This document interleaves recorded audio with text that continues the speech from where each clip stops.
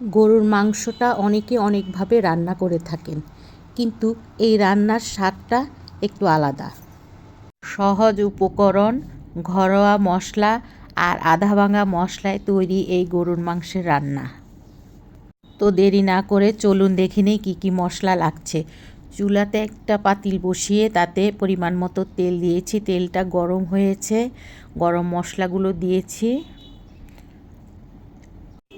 এবার পাটায় বেটে রাখা আদা বাটা, রসুন বাটা, পেঁয়াজ ও কাঁচামরিচ বাটা গরম তেলে দিয়ে দিব। মশলাগুলো আমি আদা বাটা করে নিয়েছি। এখন দিয়ে দিব হলুদের গুঁড়া, মরিচের গুঁড়া, ধনিয়ার গুঁড়া, জিরার গুঁড়া, স্বাদ মতো লবণ দিয়ে সবগুলো মশলা একটু ভালোভাবে মিশিয়ে নিব।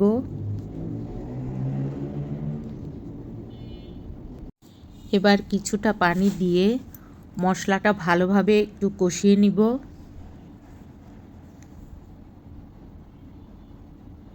মশলাটা ভালোভাবে কষালে তরকারির স্বাদটা দ্বিগুণ বেড়ে যায়। এবার ধুয়ে পরিষ্কার করে রাখা গরু মাংসটা দিয়ে দিয়েছি। ভালোভাবে নেড়ে চেড়ে মাংসটা মশলার সাথে ভালোভাবে মিশিয়ে নিব। এবার ঢাকনা দিয়ে বেশ কিছুক্ষণ কষিয়ে নিব। ঢাকনা তুলে মাংসটা আরেকবার নেড়ে দিব। মাংসটা ভালোভাবে কষানো হয়ে গেছে। এবার ধুয়ে পরিষ্কার করে রাখা আস্ত 3-4টা রসুন দিয়ে দিব।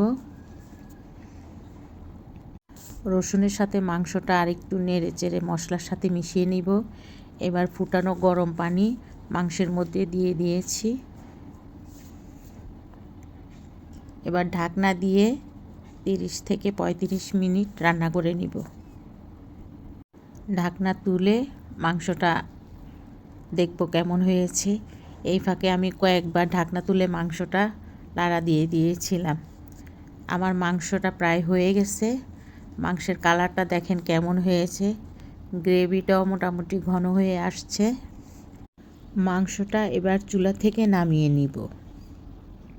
এই ছিল আজকের রেসিপি, পাটায় আদা বাটা মশলায় গরুর মাংস রান্না। আশা করি রেসিপিটা আপনাদের কাছে ভালো লেগেছে। সামান্য মশলা, ঘরোয়া উপকরণ দিয়ে ঘরে একবার হলেও রান্নাটা ট্রাই করে দেখবেন। আশা করি আপনাদের কাছে ভালো লাগবে। আপনাদের মতামত, পরামর্শ আর ভালোবাসা জানাতে ভুলবেন না কমেন্টে। আজকের মতো ভিডিওটা শেষ করছি।